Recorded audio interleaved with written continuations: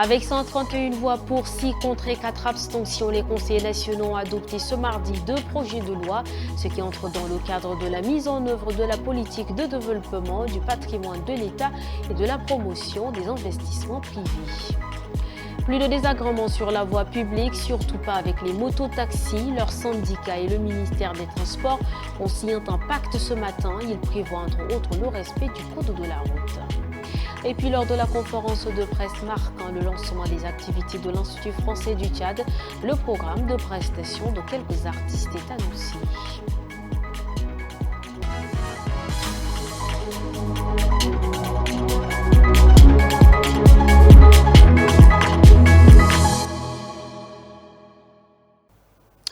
Vous êtes sur Tchad Info TV, bonsoir et bienvenue au 19h45. Les conseillers nationaux ont adopté ce mardi 17 septembre 2024 à l'hémicycle le projet de loi portant règles générales de création et statut des établissements et code de bonne gouvernance des entreprises publiques.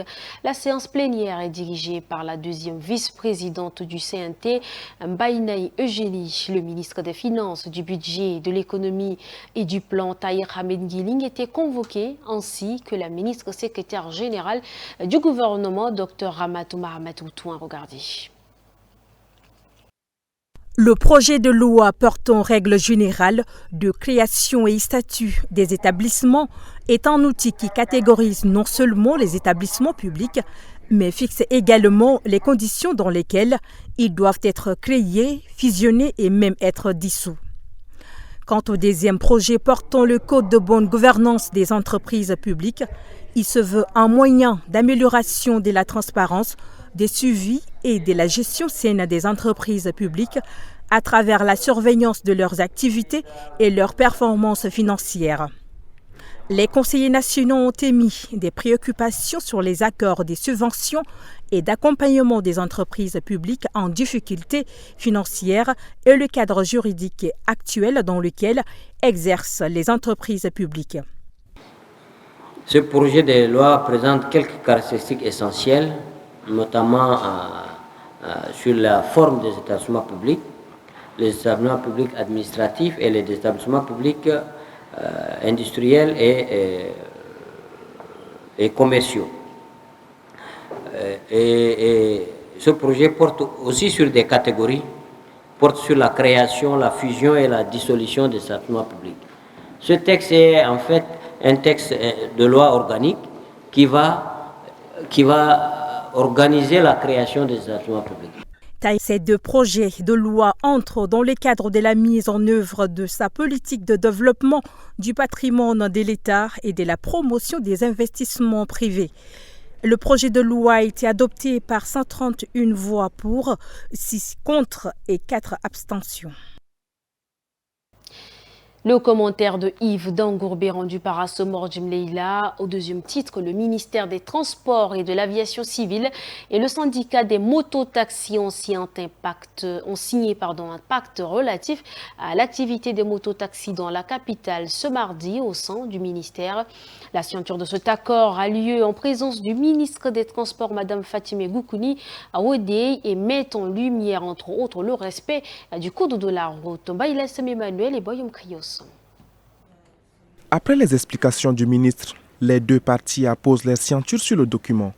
Ce pacte prévoit entre autres le respect du code de la route, le port des casques par les conducteurs des mototaxis et bien d'autres accords. Ils ont pris des engagements en leur expliquant le code de la route, en leur expliquant le danger qui court en empruntant les chaussées.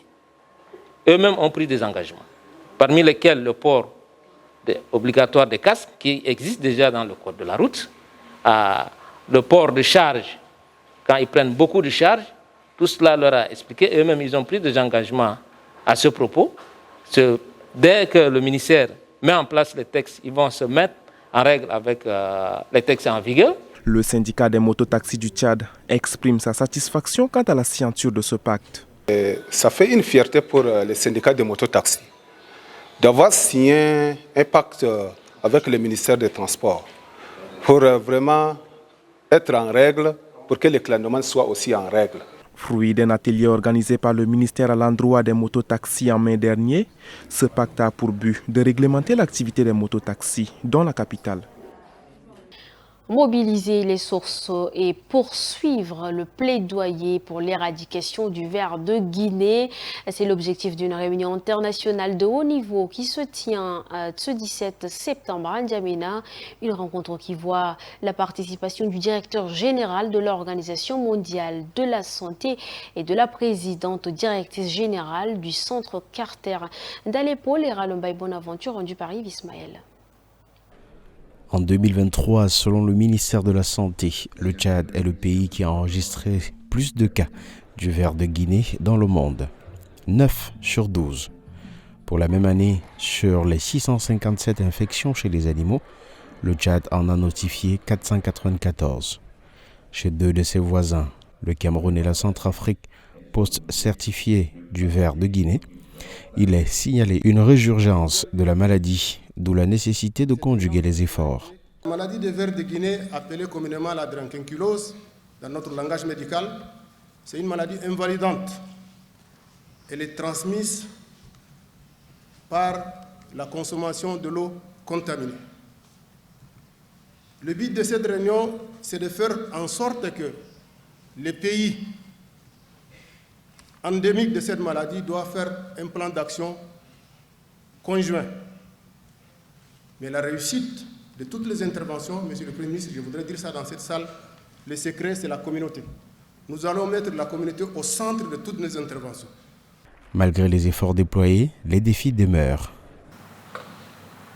Il s'agit de l'accès à l'eau potable à toutes les communautés et particulièrement celles des zones endémiques et la mobilisation des ressources pour la lutte contre cette maladie.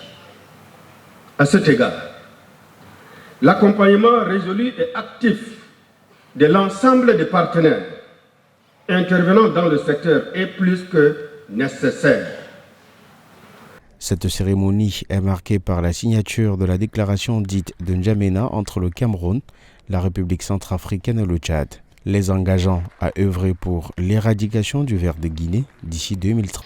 Dans l'actualité en bref de ce mardi, l'assassinat du jeune Marius, des jeunes réclament justice, lancement du forum sur la paix, le groupe de soutien à l'islam et aux musulmans, alliance djihadiste affiliée à Al-Qaïda revendique une attaque dans la capitale malienne. Voici pour vous le développement de ces points.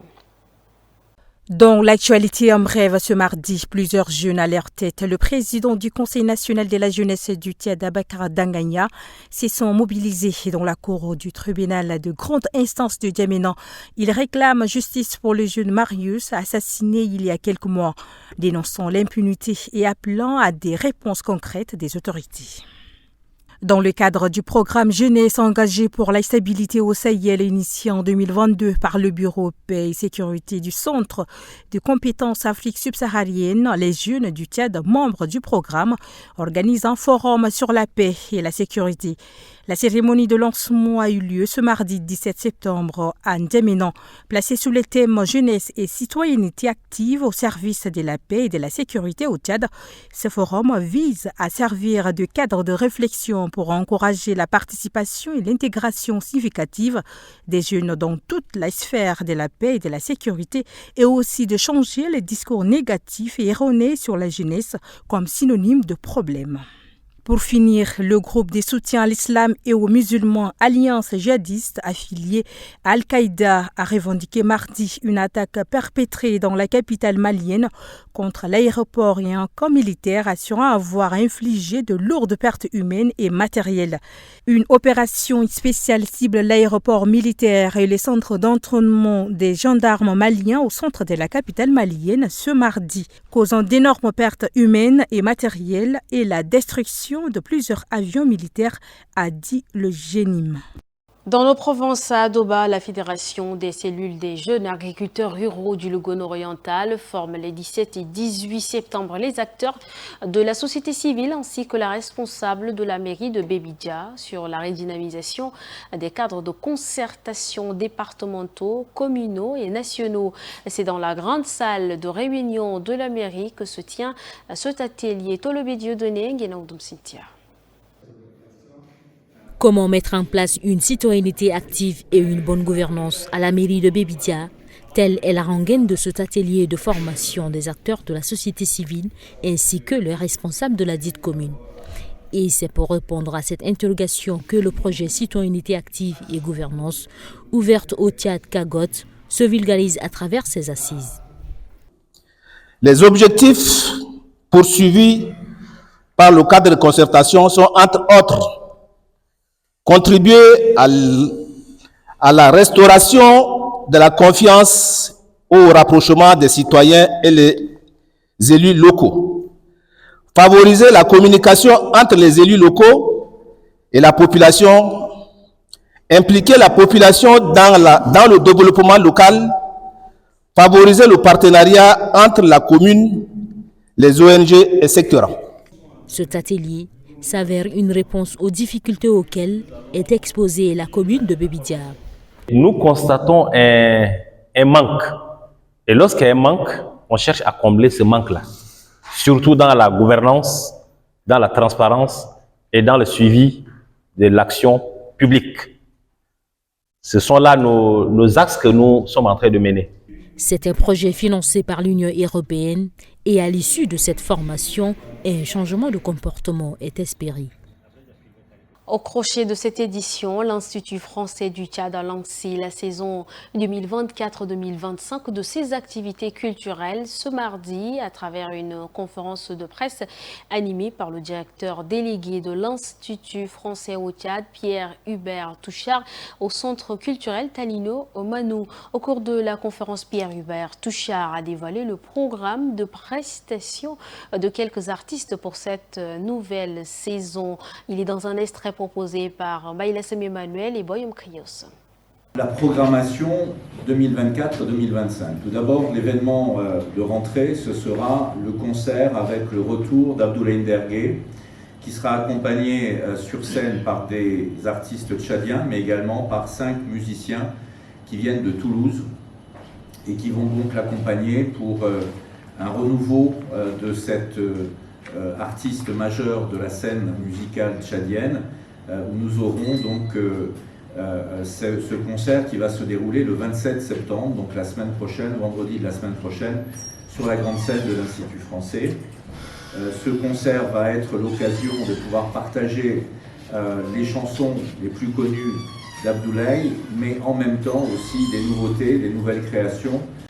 Et c'est tout pour cette édition. Merci à vous de l'avoir suivi. Bonsoir.